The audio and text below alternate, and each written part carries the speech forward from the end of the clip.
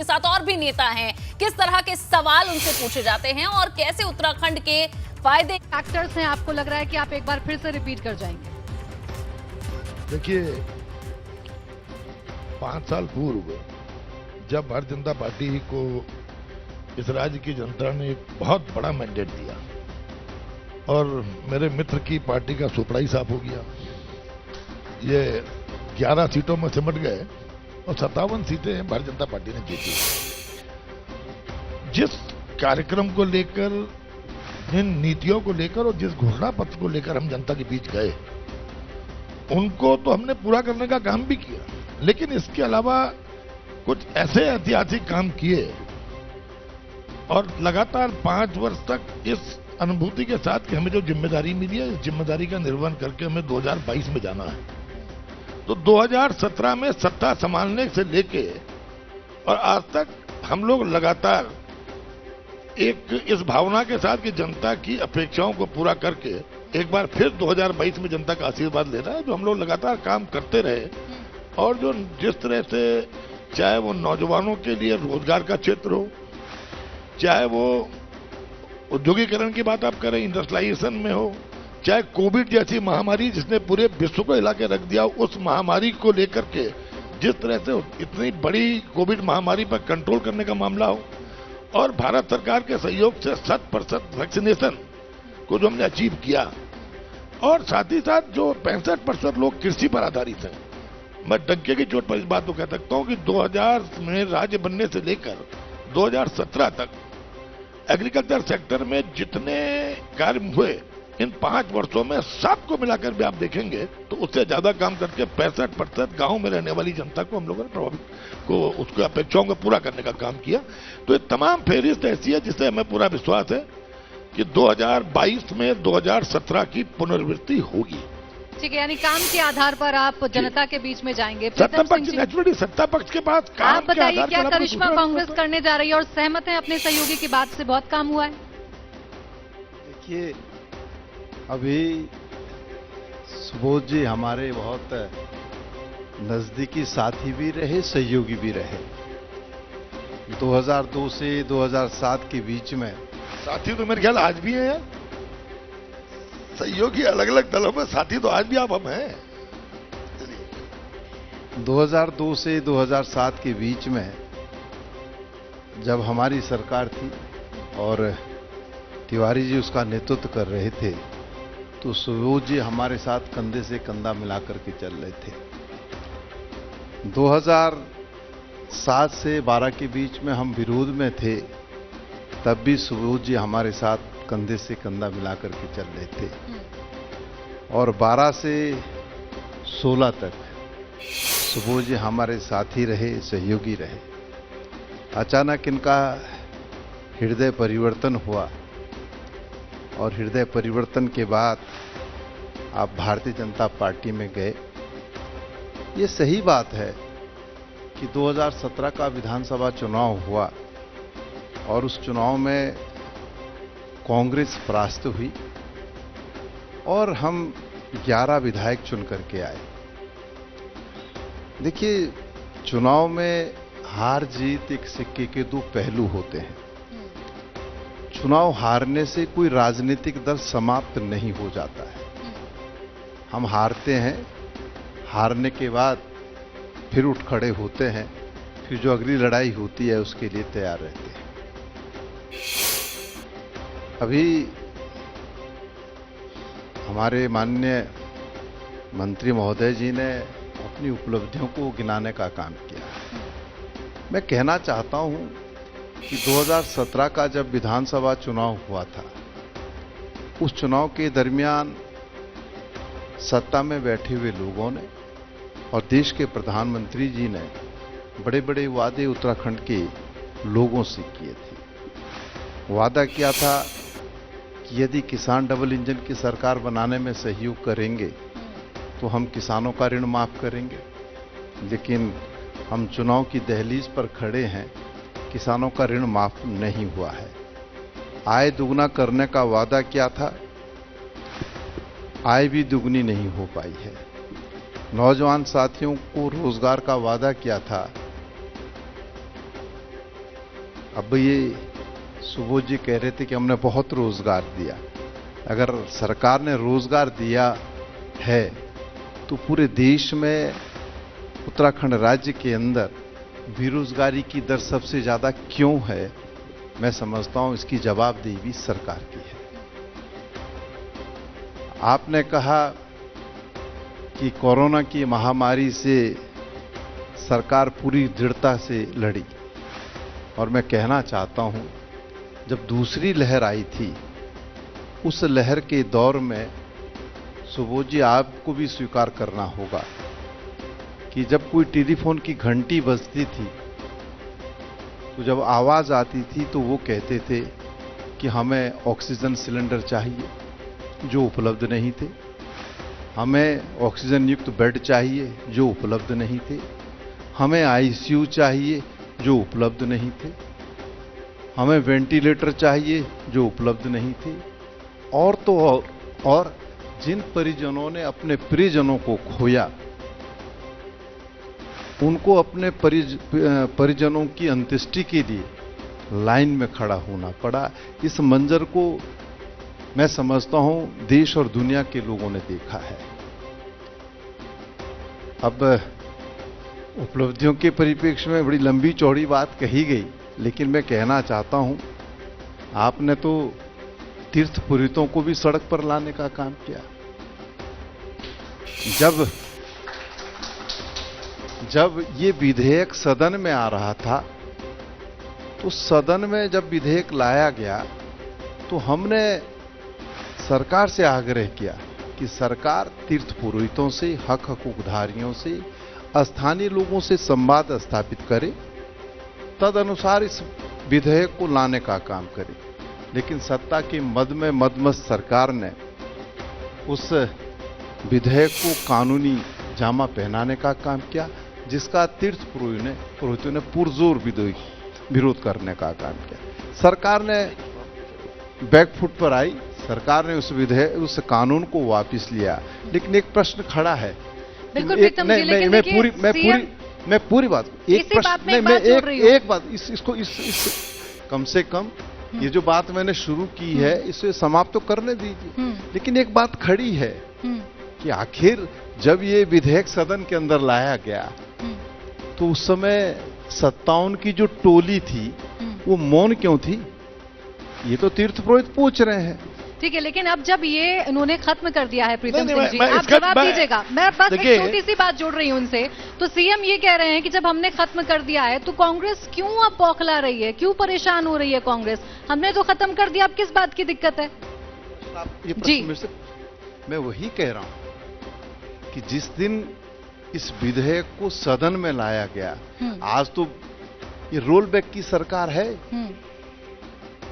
ये हर विषय को पहले सदन के माध्यम से कानूनी जामा पहनाने का काम करते हैं, उसके बाद रोल बैक करने का काम। ठीक है, आप कह रहे हैं चुनाव नजदीक है, वोट के लिए ऐसा कदम उठाया। सुन, अब या तो आप प्रश्न ना पूछे और अगर आप प्रश्न पूछे तो पूरा जवाब भी सुन लीजिए। इतने आपको थोड़ी सी सहन शक्ति रखनी पड़ी।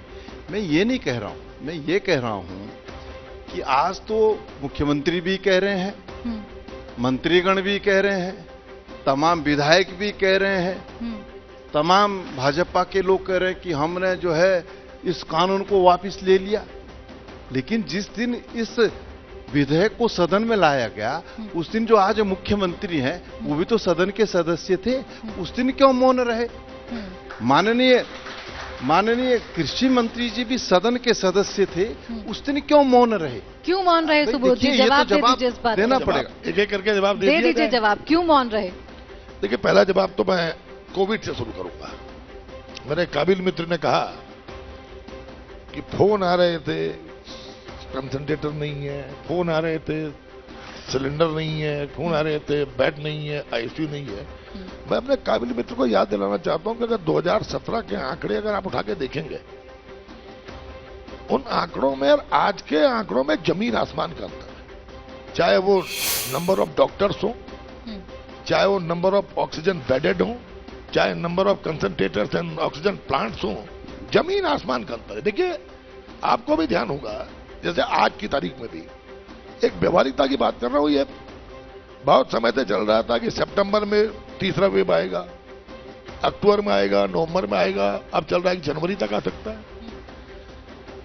पहला वेव खत्म होने के बाद यह संभावनाएं थी कि दूसरी वेव आएगी, और इस राज्य में जहां 2 पूरे जिला अस्पतालों के पास आईसीयू था, इस राज्य में जहां बमुश्किल 10 वेंटिलेटर्स उपलब्ध थे, इस राज्य में जहां ऑक्सीजन प्लांट्स का नाम लोगों ने सुना था लेकिन देखा नहीं था, अचानक 2019 में कोविड आया। कोविड आने के बाद जिस तरह से कहीं पर भी पहले फेज में आप देखेंगे तो पहले फेज में ये क्राइसिस नहीं दिखाई दी। सडनली जो दूसरा फेज आया तो सरकार ने जिस तरह से युद्ध स्तर पर सैकड़ों की संख्या में आईसीयू, सैकड़ों की संख्या में ऑक्सीजन प्लांट्स और हजारों की संख्या में ऑक्सीजन बेड्स इस राज्य में स्थापित किए, कहीं ना कहीं अपनी अंतरात्मा में अगर हमारे मित्र झांकेंगे तो लगेगा कि सरकार ने बहुत ज्यादा गंभीरता के साथ, संवेदनशीलता के साथ काम किया। और आज तीसरा वेव अगर अब आता है, हम तीसरी वेव के लिए पूरी तरह तैयार है। आज हमारी स्थिति ये है, एक एक पहाड़ों की सीएचसी में जहां 10-10 बेड की सीएचसी हुआ करती थी, आज हम 100-100 बेड के ऑक्सीजन बेड के साथ अपना काम करने में आगे बढ़ रहे हैं। सीएचसी के अंदर ऑक्सीजन हमने प्लांट लगाने का काम किया है। कोई सीएचसी ऐसी नहीं है जहां पर ऑक्सीजन सिलेंडर्स और कंसंट्रेटर्स उपलब्ध न हो। और जिस तरह से दिन रात काम करके सरकार ने 10,000 प्रतिदिन की संख्या को कंट्रोल करने का काम किया, इस बात को ये जवाब तो जनता देगी कि आखिर हमारी सरकार ने कोविड की वॉर को कितनी संवेदनशीलता के साथ, कितनी गंभीरता के साथ उस वॉर में हम लोग शामिल हुए और उस वॉर को आखिर जीतने में सफलता मिली सेकेंड फेज की। अब दूसरा प्रश्न आपने क्या किसानों का, जय जवान जय किसान के नारे तो बहुत लगाए, और भाई ने कहा कि 2002 से 7 तक हम लोग साथी रहे। बिल्कुल साथी तो हम आज भी हैं, पर हम लोग एक ही दल में थे और इस बारे में दो राय नहीं है। मैंने एक मंत्री के तौर पर भी ये स्वीकार किया कि इस राज्य का जो गोल्डन इरा रहा वो नरेंद्र तिवारी की जब सरकार उनके मुख्यमंत्री काल में इस राज्य ने विकास में बहुत आगे बढ़ा, दो राय नहीं है। 2007 से 12 तक भी हमने विपक्ष की भूमिका निभाई। आखिर क्या कारण बढ़े कि 16 में है मैं इस कांग्रेस को छोड़ना पड़ा? दबे दिल से मेरे मित्र स्वीकार करते हैं, इस राज्य की अर्थव्यवस्था, इस राज्य की राजनीतिक व्यवस्था, इस राज्य की प्रशासनिक व्यवस्था और इस राज्य की व्यापारिक व्यवस्था एक ऐसे शख्स ने अपने चंगुल में लेकर जिस तरह से इस राज्य में शराब माफिया, खनन माफियाओं का राज बढ़ाने का काम किया, संरक्षण देने का काम किया।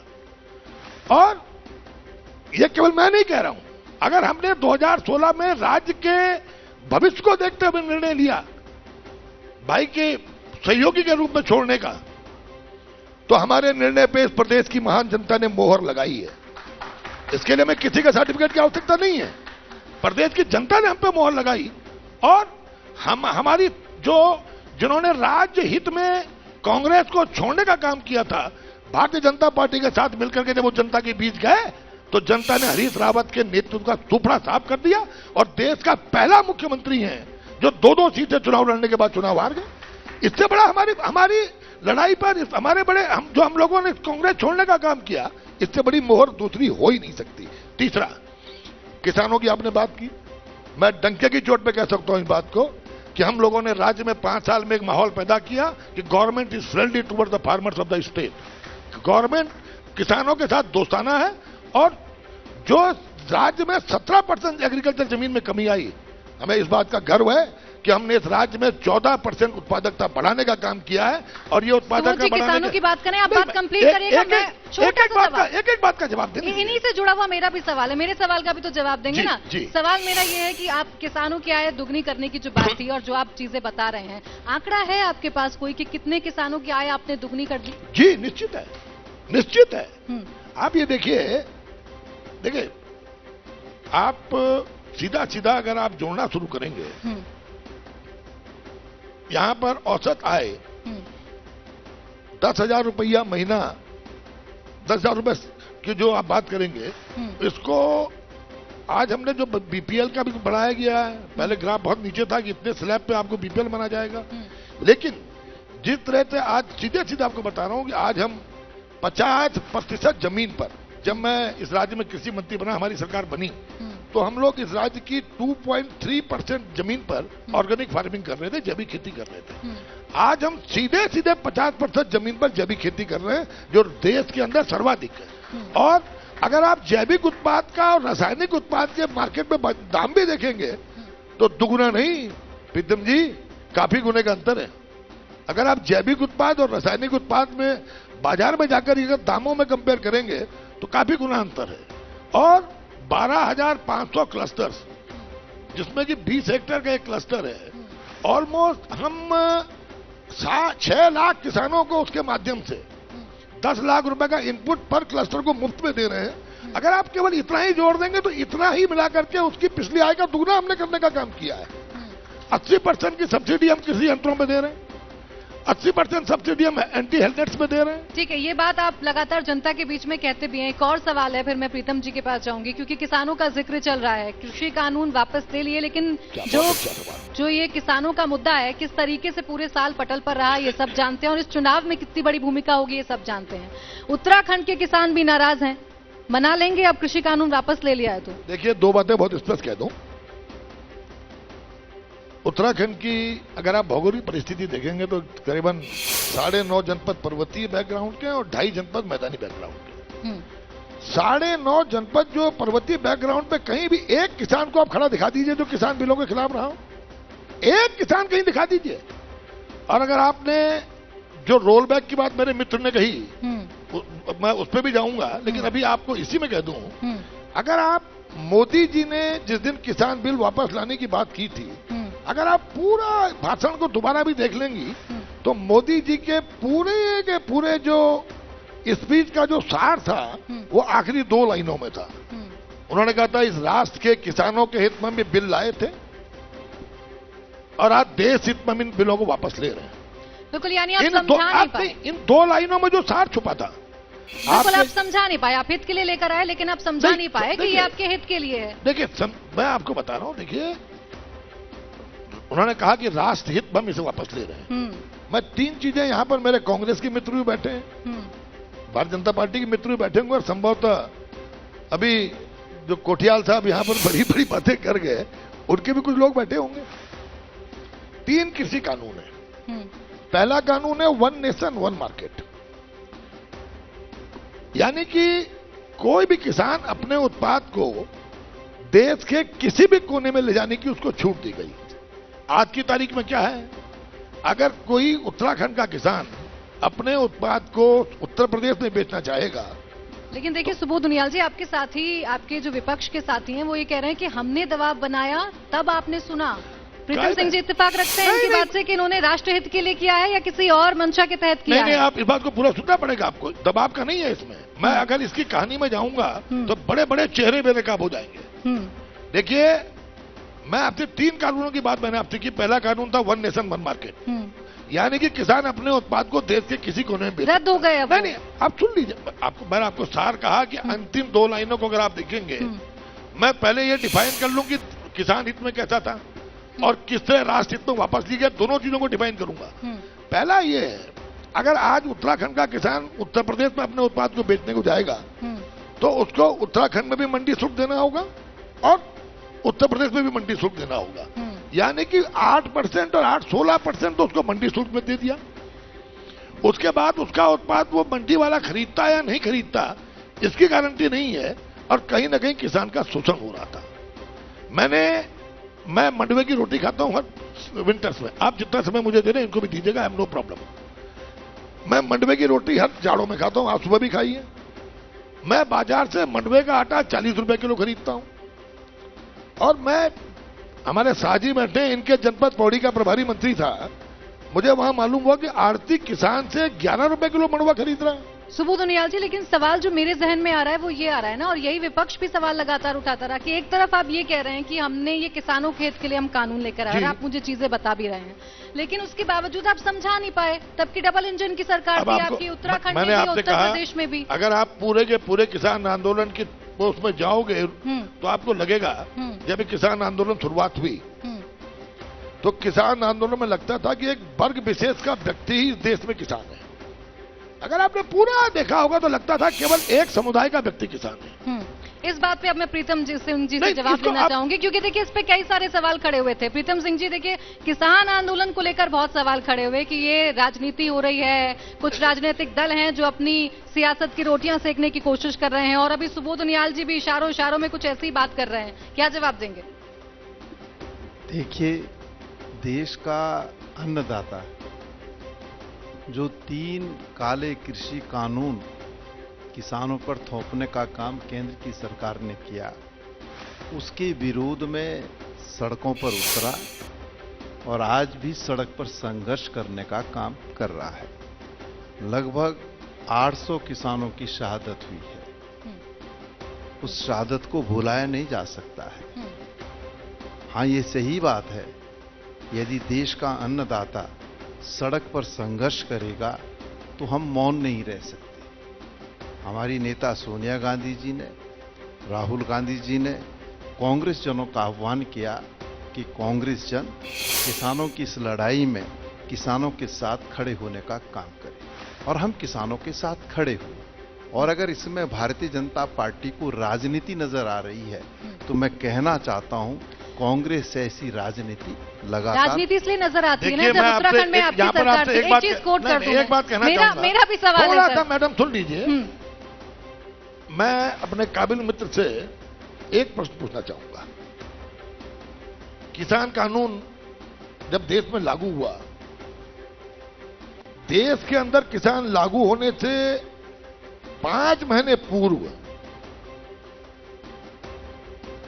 इसी सदन में, जिसका मैं भी सदस्य हूं और जिसके मेरे मित्र भी सदस्य हैं, इसी सदन में हमने उत्तराखंड ने अपना कानून, जो भारत सरकार का मॉडल एक्ट था, जो कई राज्यों ने लागू नहीं किया था, लेकिन मुझे गर्व है कि हमारे राज्य ने भारत के अंदर यह कानून जब ट्रेड एंड कॉमर्स मिनिस्ट्री से आया, उससे 6 महीने पहले हमारे राज्य ने अपनी इस विधानसभा में कृषि विभाग से इस कानून को बनाने को निर्णय लेके इसको पारित कराने का काम विधानसभा से किया।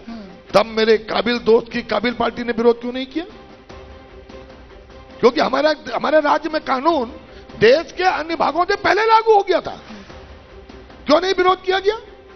केवल विरोध के लिए विरोध करने की राजनीति, और इसके पीछे मैंने आपको बहुत स्पष्ट कहा, 4 लोगों का इसमें अगर आप जमावड़ा देखेंगे कुल मिला के विरोध में, हमारे पूरी दुनिया में हमारे देश का जो फूड ग्रेन्स है, इसका सबसे ज्यादा एक्सपोर्ट पंजाब से नहीं, देखिए मैं आपको लॉजिकली बताऊंगा आपको। आपकी बात आप लगातार मंचों से यही बात करते आते हैं, मैं लॉजिकली बताऊंगा कि सबसे बड़ा फूड ग्रेन्स का एक्सपोर्ट जो स्टेट है पंजाब है, और इसके बाद पेरिसेबल आइटम्स में आप जाओगे, वेजिटेबल्स के, फ्रूट्स का, तो इसका बड़ा सबसे बड़ा एक्सपोर्ट होता है महाराष्ट्र। कृषि कानून को लेकर आप जो समझाना चाह रहे हैं और जो बताना चाह रहे हैं वो जनता बेहतर समझ रही है। जनता को नहीं, मैं ये कहना चाहता हूँ किन लोगों की साजिश थी जिन्होंने किसानों के कंधे में बंदूक रखकर देश के किसानों को गुमराह करके अपनी राजनीतिक जमीन को ढूंढने का काम किया। एक और कानून के बारे में बात कर लेते हैं। प्रीतम सिंह जी, एक नया भू कानून आया है अब उत्तराखंड में, जिसको लेकर लगातार विरोध भी हो रहा है। मैं इंटरव्यू कर रहा हूँ, या तो आप किसी विषय को छेड़े ना, एक पक्ष लगातार बोलता रहे, एक पक्ष मौन। बिल्कुल, पूरा समय सुबोध उनियाल जी, देखिए सुबोध उनियाल जी अब वो बोलेंगे और आप सुनेंगे कि वो क्या कहना चाहते हैं। तैयार हूं, लेकिन जब कोई देखिए कोई अभी आरोप लगाने की बात है, मैंने भाई पे को आरोप नहीं लगाया। अगर हम पे आरोप लगेगा तो मुझे पूरा का पूरा अधिकार है कि उस आरोप का जवाब दूं। बिल्कुल, आपको भी समय मिलेगा और तब से समय मिल ही रहा है। प्रीतम सिंह जी, भू कानून को लेकर जो विरोध हो रहा है, जो राज्य आंदोलनकारी विरोध कर रहे हैं, पहले मैं कृषि कानून पर बात करना चाहता हूं। बिल्कुल करिए। मैंने शुरुआत की थी, कहा था यदि किसान आंदोलन करेंगे तो हम मौन नहीं रहेंगे, और हमारी नेता सोनिया जी ने, राहुल जी ने कांग्रेस जनों का आह्वान किया वो किसानों के साथ लाभबद्ध होने का काम करें। हम किसानों के साथ लाभबद्ध हुए, और अगर इसमें भारतीय जनता पार्टी को राजनीति नजर आती है तो मैं कहना भी चाहता हूं कि कांग्रेस ऐसी राजनीति लगातार करती रही। एक दूसरी बात, हमारे कृषि मंत्री जी ने कही कि विधानसभा में हमने ये कानून पूर्व में ला दिया था। विधानसभा की कार्रवाई उठा करके देख लीजिए, हमारी संख्या कम थी, हम इसको स्वीकार करते हैं। आपने बहुमत के आधार पर उसे पारित करा दी। अब ये तो भाई लोकतंत्र है, लोकतंत्र में अगर मैं प्रताप भाई ये बता दूं उस दिन कि आपके हाउस में प्रेजेंसी नहीं थी तब क्या होगा? अगर इतना गंभीरता के साथ आप हाउस में इस बिल को लेते तो कहीं ना कहीं आपकी संख्या तो दिखाई देती 11 ही थी। हाउस में संख्या तो दिखनी चाहिए थी। आपने कहां गंभीरता से लिया? जिस दिन देवस्थानम बिल पास हुआ उस दिन में मुश्किल 5 मेंबर हम हाउस में थे। जब आप 11 की संस्था के बावजूद उसको गंभीरता से नहीं ले रहे हो तो कैसे आपकी बात पर विश्वास किया जा सकता है? ठीक है, उनकी बातों का आपने जवाब दे दिया। प्रीतम सिंह जी, देखिए, मैं बड़ा स्पष्ट करना चाहता हूं। हमारे काबिल कृषि मंत्री जी ने कहा कि हम सदन में नहीं थे। मैं कृषि मंत्री जी से कहना चाहता हूं, जब सदन चलता है और सदन में अगर किसी विषय को लेकर के गतिरोध उत्पन्न होता है तो कई बार ऐसी स्थितियां पैदा होती है कि विपक्ष को बहिर्गमन करना पड़ता है। और अगर उस दरमियान आप कृषि कानून को बिना चर्चा के बहुमत के आधार पर 57 का मैंडेट आपके पास था, पारित कराने का काम करेंगे तो कोई बड़ा बहादुरी का काम आपने नहीं किया। बड़ा इतना गंभीर कानून अगर विधानसभा में आ रहा हो और उस गंभीर कानून पर आप बहिर्गमन की बात करें तो मैं समझता हूं ये उचित तर्क नहीं है। आपको चर्चा में भाग लेना चाहिए था। सरकार, देखिए, हाउस हमेशा विपक्ष का होता है, सरकार बचाव की मुद्रा में होती है। जी, और वो बता रहे थे कि अगर विपक्ष की आप बात कर रहे हैं तो एक और ताजा घटना उत्तराखंड की मैं जरूर इस मंच पर उठाना चाहूंगी, और वो ताजा घटना थी जो यशपाल आर्य पर हमला हुआ है। आरोप बहुत सारे लगे हैं और उसके बाद फिर कोट किया गया आपके ही प्रदेश अध्यक्ष के बयान को, जो बयान उन्होंने दिया है उस पर आप किस तरीके से अब डिफेंड करेंगे? क्योंकि जो बयान था उसको लेकर तीखी प्रतिक्रिया दे रही है कांग्रेस। देखिए, अब कांग्रेस की अंतर्कलह के बारे में मेरे विद्वान मित्र से ज्यादा कौन जानता है? कोई नहीं जानता। प्रीतम सिंह जी कुछ बयान देते हैं तब तक दूसरे सिंह जी उस बयान की काट कर देते हैं। यादव जी कुछ बोलते हैं तब तक गोदियाल जी उसकी काट कर देते हैं। अंतर्कलह में जूझ रही कांग्रेस यशपाल आर्य जी के कांग्रेस में शामिल होने के बाद, बेचारे देखो, राजनीतिक व्यक्ति 5 वर्ष तक चुनाव की इंतजारी करता है, जो हार गया वो ज्यादा इंतजारी करता है, और जो नए चेहरे राजनीति में आते हैं वो भी उसकी इंतजारी करते हैं कि अब अगला मौका मेरा आ रहा है। अब बेचारा 4 साल से तैयारी कर रहे थे कि कांग्रेस के टिकट पर हम चुनाव लड़ेंगे, अचानक यशपाल आर्य चले आए, तो ये अंतर्कलह उसमें भी दिखाई दी। 4 साल तक तैयारी करने वाले ग्रुप को यशपाल आर्य जी का कांग्रेस में ज्यादा अच्छा नहीं लगा। देखिए सुबोध उनियाल जी, अब में ये बात स्पष्ट हो चुकी है कि ये बात कांग्रेस का आंतरिक मामला था, जो कुछ भी बाजपुर में हुआ। यानी आप इसे आंतरिक मामला कह रहे हैं। प्रीतम सिंह जी कह रहे हैं तो आंतरिक मामला है, मदन कौशिक जी कह रहे हैं कि जैसी करनी वैसी भरनी। सुबोध उनियाल जी, अब आप थोड़ा चुप रहिएगा, उनको बात कंप्लीट करने दीजिए। इसलिए कह रहा हूं क्योंकि बात पूरी हो नहीं पा रही, क्योंकि कृषि कानून जब आपने लागू किया तो आपने कि विपक्ष गैर जिम्मेदाराना था। मैं बड़ा स्पष्ट कहना चाहता हूं, हम गैर जिम्मेदाराना लोग नहीं हैं, हम जिम्मेदार लोग हैं। और हम कभी भी प्रीतम सिंह जी आपको गैर जिम्मेदाराना नहीं कहा, आपको नहीं कहा गैर जिम्मेदाराना। प्लीज, मैं कांग्रेस को कहा कि कांग्रेस ने गैर जिम्मेदाराना व्यवहार किया, मैं आपको कभी नहीं कह रहा हूं। आप बहुत समझदार आदमी है, जिम्मेदार आदमी है और बहुत पुराने पार्लियामेंट्री ने, इसलिए मैं आपको जिम्मेदार, यही जो प्यार है ना, यही जो प्यार है नेताओं के बीच में, इसी से लगातार उत्तराखंड की राजनीति में फिर सवाल उठने लगते हैं कि कौन किधर जा रहा है और कौन किधर आ रहा है। खैर, यशपाल आर्य पे सवाल का जवाब कंप्लीट करिए। मैं बात पूरी करूं। मैंने ये कहा कि जब सदन के अंदर किसी विषय को लेकर के गतिरोध होता है, विपक्ष बहिर्गमन करता है, तो आपने एक प्रश्न मुझसे कर दिया कि आपको हिस्सा लेना चाहिए था। और अगर मैं यही प्रश्न कर दूं कि अगर आप इस पर बहस कराना चाहते थे तो हमारे बहिर्गमन का इंतजार करते हैं। हम चलिए, ये भी जनता में छोड़ दिया जाए कि अगर एपीएमएल एक्ट, देखिए, ये भी जनता में छोड़ देते हैं आप। देखिए, विधानसभा की एक एक चीज विधानसभा की प्रोसीडिंग में लिखी जाती है। अगर विधानसभा में एपीएमएल एक्ट कानून जब हमने पास किया, उसके पास होते हुए सही कहीं इन्होंने बहिर्गमन किया होगा तो मैं राजनीति से संन्यास ले लूंगा। अगर इन्होंने उस एक्ट कानून के विरोध में बहिर्गमन किया होगा वो तो मैं राजनीति से देखिए, संन्यास ले लूंगा। फिर से मैं वही दोहराऊंगी कि यही आरोप आप पर लगते हैं कि आप बोलने नहीं देते, सुनते नहीं है दूसरों की। मैं ये बड़ा बीजेपी पर सवाल उठते हैं। देखिए, प्रीतम सिंह ये जी, बड़ा स्पष्ट है। मैंने कभी ये नहीं कहा, माननीय मंत्री जी जरा गंभीरता से बात को पहले सुन लीजिए फिर जवाब दीजिए। मैंने ये कहा कि सदन चल रहा है और किसी अन्य विषय पर अगर विपक्ष ने बहिर्गमन किया है तो स्वाभाविक बात है, जब हम सदन में नहीं है और उस दरमियान अगर माना कृषि कानून सदन में आता है तो स्वाभाविक बात हम हिस्सा नहीं ले पाएंगे। ये इस बात को आप भी जानते हैं। थोड़ा सा एक सेकंड में भी बोल लूं। देखिए, अभी प्रीतम सिंह जी ने कहा कि अगर आप गंभीर होते तो जब विपक्षी दल ने बहिर्गमन किया तो आपको उनका इंतजार करना चाहिए था। बहुत वरिष्ठ सदस्य है, मुझसे भी वरिष्ठ है। हो सकता है राजनीतिक जीवन में मैं इनसे 1 साल ज्यादा का हूं, लेकिन पार्लियामेंट्रियन लाइफ में ये मुझसे वरिष्ठ है।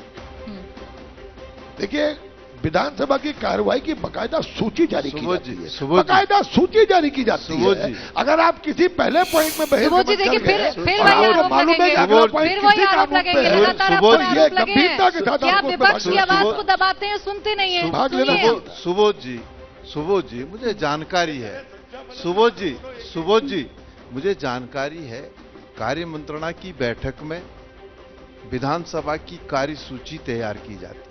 मैंने वही कहा, आप जरा बातों को समझते हुए और थोड़ा गंभीरता दिखाते हुए आप बात करें। मैंने ये कहा कि हम कृषि कानून में हमने हिस्सा नहीं लिया, बहस नहीं हुई उसमें, हम अन्य विषय पर बहन कर।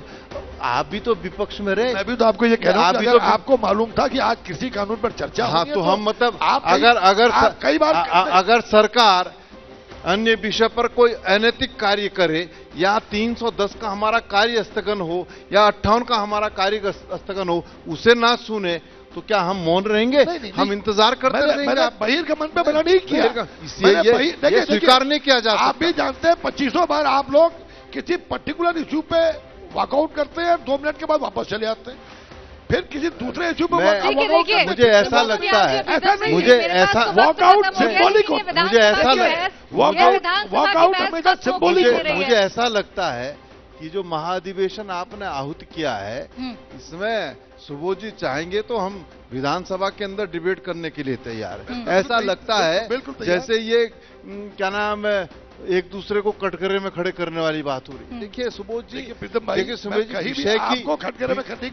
विषय की गंभीरता को समझने की कोशिश कीजिए। मैंने कहा और आप पक्ष और विपक्ष की राजनीति सदन में कैसी होती है उससे आप भली भांति अवगत भी हैं। ये मत कहिए कि आप अवगत नहीं। बिल्कुल, देखिए, और उस पर अगर हम चर्चा करते रहेंगे तो ये समय इस तरीके से सदन में बाधित तो ऐसे ने कहा कि अब सदन की कार्रवाई पर चर्चा फाइनल सवाल लेना चाहती हूँ। प्रीतम सिंह जी, आपकी तरफ से लगातार ये कहा जाता है कि जो कांग्रेस के साथी आपके गए थे बीजेपी में, वो लगातार संपर्क में है। यशपाल आर्य जी पे मेरा जवाब तो सुन लीजिए। मैं तो इंतजार कर रही थी सर, समय खत्म होने को आया। मैं तो देखिए, मेरी ओर से कोई व्यवधान नहीं है। मैं थोड़ा बहुत मैं नहीं कहता कि मैं बहुत पारंगत हूं। सुबोध जी मेरे से ज्यादा पारंगत है संसदीय क्या नाम राजनीति में, मुझे कम अनुभव है और मैं जानता नहीं, मुझे स्वीकार करने में कोई गुरेज। लेकिन मैं एक बात आपसे कहना चाहता हूं, सुबोध जी ने कहा कि यशपाल आर्य जी पर जो हमला हुआ वो कांग्रेस की अंदरूनी राजनीति है। देखिए सुबोध जी, कानून नाम की भी तो कोई चीज होगी। अगर माना यशपाल आर्य जी पर किसी, चाहे वो कांग्रेस का ही व्यक्ति क्यों ना हो, अगर किसी ने प्राणघातक हमला किया है तो क्या सरकार ये कह के पल्ला झाड़ देगी कि ये कांग्रेस का अंदरूनी मामला है? क्या कानून अपना काम नहीं करेगा? चलिए ठीक है, इसका जवाब प्रीतम सिंह जी ने दे दिया है। आपको मालूम है एक एफआईआर मिनट, रजिस्टर्ड हुई है, एक मिनट, सुबोध जी, एफआईआर रजिस्टर्ड होने के बाद कानून अपना सुबोध काम जी, कर रहा है। मुझे बात पूरी करने दीजिए। क्या किसी दलित आदमी पर इस तरीके से अत्याचार होगा? हम कह रहे हैं कोई स्वाभाविक तौर पर, अगर वो जवाब ये है, मैं तो ये कह रहा जब हूं, ये कहा अगर गया वो कि कांग्रेस के भी हैं तो कानून अपना काम करे। उन्होंने गलती को तो बिहाइंड द बार होना चाहिए था। देखिए, पहले मैं कह चुका हूं कानून अपना काम कर रहा है, एफआईआर रजिस्टर्ड हो गई है। और दूसरा, अगर आपने मेरे शब्दों को सुना होगा कि दलित की बात अभी आपने की, देखिए अब मैं बहुत ज्यादा इसकी डिटेल में नहीं जाऊंगा, लेकिन अगर आपने शुरुआत में मेरे शब्द सुने हो, दूसरा व्यक्ति जो 4-5 वर्ष से तैयारी कर रहा हो, अगर वो व्यक्ति उसको उनका आना नागवार गुजरा होगा। सुनिया जी, देखिए, एक second, let me complete my word please. आप मेरे सवालों का जवाब नहीं दे रहे हैं। एक सेकंड बस। लेकिन जब मैंने कहा कि दूसरा व्यक्ति जो 4 वर्ष से तैयारी कर रहा था, उसको ये नागवार गुजरा, और मैं ये कहना चाहता हूं कि बाजपुर सीट पर केवल दलित व्यक्ति ही लड़ सकता है, क्योंकि चलिए जाते जाते एक बात का जवाब दे दीजिए कि ये बातें क्यों उठती हैं उत्तराखंड में कि जो साथी गए थे वो वापस आएंगे? संक्षिप्त में दीजिएगा, छोटे सा आंसर, समय खत्म है मेरे पास। हाँ। जब अपनों पे भरोसा न रहे तो दूसरों की याद आई जाती है। कभी कहते थे कि बिल्कुल नहीं आएंगे, कभी कहते हैं सशर्त आएंगे, कभी कहते हैं स्वागत है। तो आप लगा लीजिए जरूरत किसको है, किसको जरूरत है? क्यों बार बार कहा जाता, शुरुआत में कहा जाता था कि माफी मांगो, आने नहीं देंगे, फिर कहा कि भाई सशर्त वापस आ सकते हैं, और फिर कहा कि सबका स्वागत है जो आना चाहता है। तो इस बात को आप लगा लीजिए, आखिर आवश्यकता किसको है? और हमने तो कहा कौन आ रहा है, नाम बताओ ना। प्रीतम सिंह जी, आवश्यकता है क्या, याद आ रही है क्या अपनों की फिर से कांग्रेस को?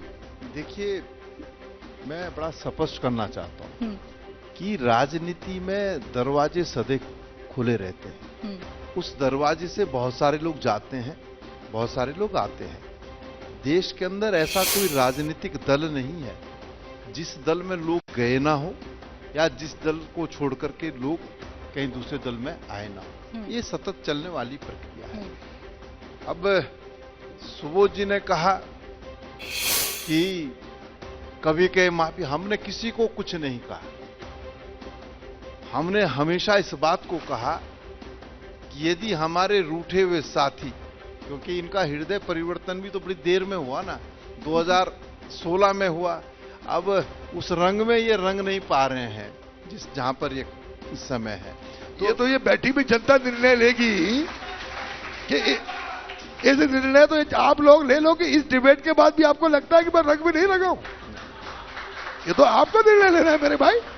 मैं बात, और दूसरा जो दरवाजे की बात की, आप एक सेकंड, दरवाजे की बात की, प्रीतम सिंह जी भी इस दरवाजे से भारतीय जनता पार्टी में रह चुके हैं, ये भी रह चुके हैं। मैं प्रीतम सिंह जी, मैं पूरी बात कर, तो मैं अभी ये उसमें रंगे नहीं है। अब क्योंकि यहाँ चैनल के माध्यम से अपनी बात कह रहे हैं, तो जहां है वहां जोर से कहनी पड़ेगी। यशपाल आर्य जी आगे, उनके लड़के संजीव आर्य जी आए, हमने उनका स्वागत किया है। और प्रीतम भाई तो सबके स्वागत तैयार थे।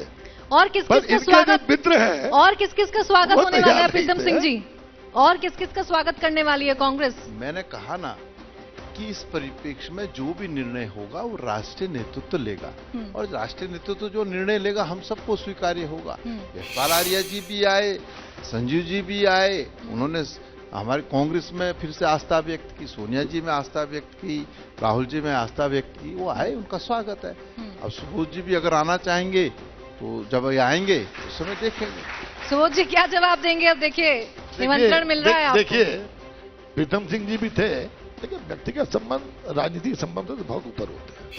अभी हमारे अच्छे मित्र हैं, कांग्रेस में हैं, विजयपाल सजवान जी, उनके बेटे की शादी थी, तो उनके बेटे की शादी में काफी लोगों का मिलन हुआ। प्रीतम सिंह जी भी थे और तत्कालीन मुख्यमंत्री भी थे, और काफी लोग थे, भारतीय जनता पार्टी के लोग भी थे और कांग्रेस के लोग भी थे। तो हमने, पूर्व मुख्यमंत्री जी ने पूछा, सुबोध जी आप कब आ रहे हैं? मैंने कहा जिस दिन आप राजनीति से त्यागपत्र दे देंगे और राहुल गांधी कांग्रेस छोड़ देंगे, उस दिन इस बारे में विचार करूंगा। चलिए, जवाब मिल गया। और इसी जवाब के साथ बहुत संक्षिप्त में कीजिएगा, बहुत मेरे पास वक्त खत्म है। देखिए, मुझे क्योंकि मैं इससे पहले भी एक